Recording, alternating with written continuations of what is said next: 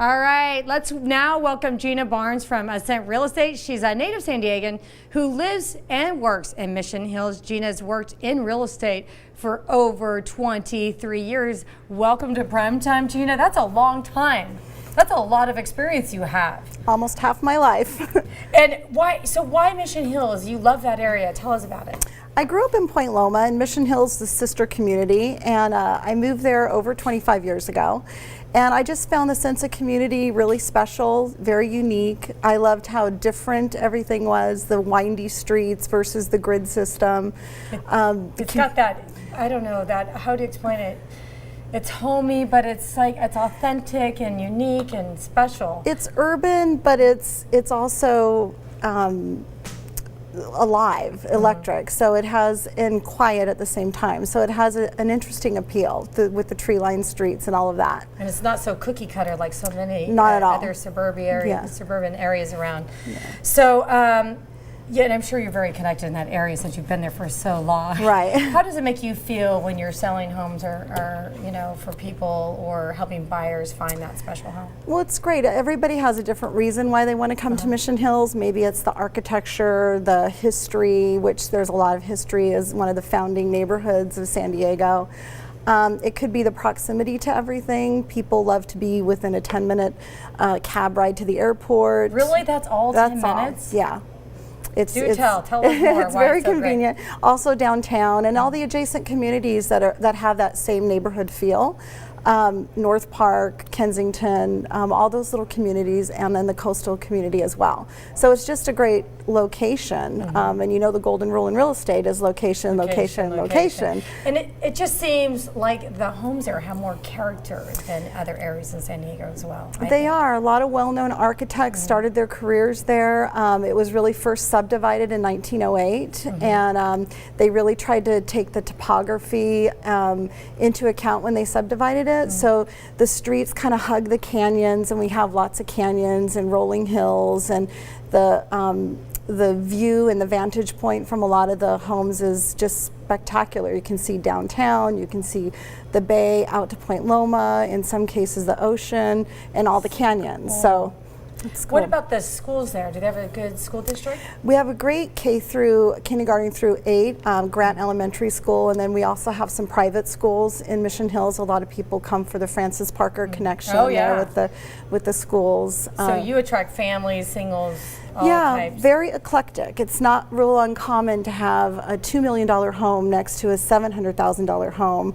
With a sprawling Spanish next to a little bungalow. So it's a very eclectic neighborhood, and you feel that. I like that, though. I like diversity. Yeah, and also the community has a lot of involvement. So we have like a garden club where people that really care about their landscape can show their gardens off. We have garden walks. We have historic home tours. We have just a lot of people that care. Can I be a guest of yours? Yes, absolutely. Sounds so cool. We don't have that in my area. Well, that's why it's a true neighborhood. I mean, it really is a community that it's about a lifestyle in a lot of ways. How long do people stay there once they move there? What is the average span of homeowners? You know, we're seeing some transition now, and you may hear that inventory is low, and I think it's especially in Mission Hills because it doesn't turn over a whole lot. So we see a lot of people that they get their foot in the door, and they adjust to the lifestyle and love the lifestyle, and they don't leave. So I think longer than average. So you want to hire an agent like yourself who has connections where people will be loyal to you. Yes. You have roots in that area. That's right. I like that. And I just did a story earlier where housing prices rose 10%. So, I mean, it's really more than ever important to have somebody that's been rooted in that community who can help you get the house or sell the house at the right price. That's right. And let me ask you this: in that area, has it always kind of held its value even when we did hit the recession? I think this recession was so deep that, of course, Mission Hills felt some pain. But if you still enjoy living in your neighborhood while we're going through bad times, it's a great place to live that out. So it did feel it, but certainly not as much as more vulnerable neighborhoods. Yeah, that's what I thought. Yeah. And not only that, I mean, it's San Diego, and we don't get hit as hard as other places. Right. So it's a really good investment. Right. So Let's talk about all the data that's available. How do you make sense of it? Because it's so confusing for, home buyers and sellers. The internet's great because there is a lot of data, but sometimes finding the relevant data is our challenge. We'll hear our clients talk about, well, Zillow said this and Zillow said that, and Zillow doesn't really feel the light when you walk into a home, or feel the exposure, or look at the condition, or are the systems upgraded, or the original foundations? So who the neighbors are, you'll know if they're good neighbors or not. So all those details so the information's great, but I think having an expert opinion as to how to interpret that data is important. And right now the buzzword is interest rates, historic lows, and everybody's talking about what that really means. And what does that mean? Well, because I'm thinking, should I refi? Should I sell? Okay, so I will tell my clients, if people will say, okay, 3.875 historical low rate. Is that for a jumbo or for conforming? But what that means what does that really mean to a prospective home buyer who maybe wants to wait 6 months? So I'll say, I've been around long enough where getting below 10% was a low interest rate. I remember. So you try to make it relevant, and if rates went up 3 points, so if a rate went from 3.875 to 6.875, on a typical purchase in Mission Hills, a loan amount of, let's say, $800, that's like $1,500 a month. So do you wait? Because if rates go up, which we feel they're bound to go up at some point, that's an additional $1,500 on your mortgage. So making that information relevant. And that could be an additional house payment or something. Or college for your child, or a lot of things. So I think the relevancy is super important for the buyers to understand. And when you said price appreciation went up, what did you quote, 10%? 10%. And a lot of experts that I've paid attention to, the economists, are saying 9 to 12%.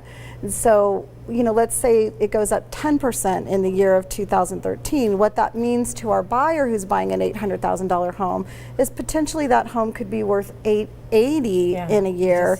Gain all that equity like that. Do you want to wait? You just try to make the data relevant. Do you know how many houses are on the market in your area now? A low inventory. We have consistently for the last, I would say, 8 months, about 35 homes on the market in the entire zip code, which is very broad. It includes Hillcrest, Bankers Hill, Mission Hills proper, if you will. And that's not a lot of inventory. And of the 35 listings that are typically on the market, we're seeing now, with prices going up, that more than half of them are over $1 million. So the opportunities are getting, a little bit more narrow. Which makes it even that much more important to hire someone like you who's got the experience and the grassroots there and all the connections. Right. So you get the right deal at the right time when the interest rates are low. Because they're not going to stay low. I mean, real estate is cyclical. We all know that. Yeah. But when will they go up? The good news on that, though, is there's other communities adjacent to Mission Hills that have that same flavor, that same community feel, similar architecture, built and developed around the same vintage, that can be in a price point that isn't escaping you. So we have North Park and University Heights and Kensington. So there's a lot of options for somebody that wants that similar feel in a neighborhood. Real quick, what is the average price of a home in that area? In Mission Hills, in that zip code, it's just barely above $1 million right now. Whoa. Yeah. But how many square feet? But you're about 2,200 feet, a 3-bedroom, 2-bath for that. But you could still find homes in the 800,000 and 700,000. You have to, not be afraid of a little work and an aging foundation and knob and tube wiring, which is important to have an expert to really understand how critical the condition is of a home as well. You have all those experts at the tip of your fingers. Absolutely. That you trust. Yes. I love it. I love it. Let's throw up your information so people can get a hold of you. There we are. There's your website. I love it. Is there anything that you'd like to share with our viewers? I guess I landed at Ascent Real Estate because of the community involvement. Ascent really means I can go to the Kensington office and be involved at a very local level. I love what Penny's rolling out now with the global expansion. Such a great network. But I think hiring an expert and just someone that has knowledge, they don't necessarily have to know everything, but they have to know how to find out what you need to make a smart purchase. And be passionate about their job like you. Yes. Thank you so much for You're coming welcome. on Prime It's my Time. pleasure. Such a pleasure.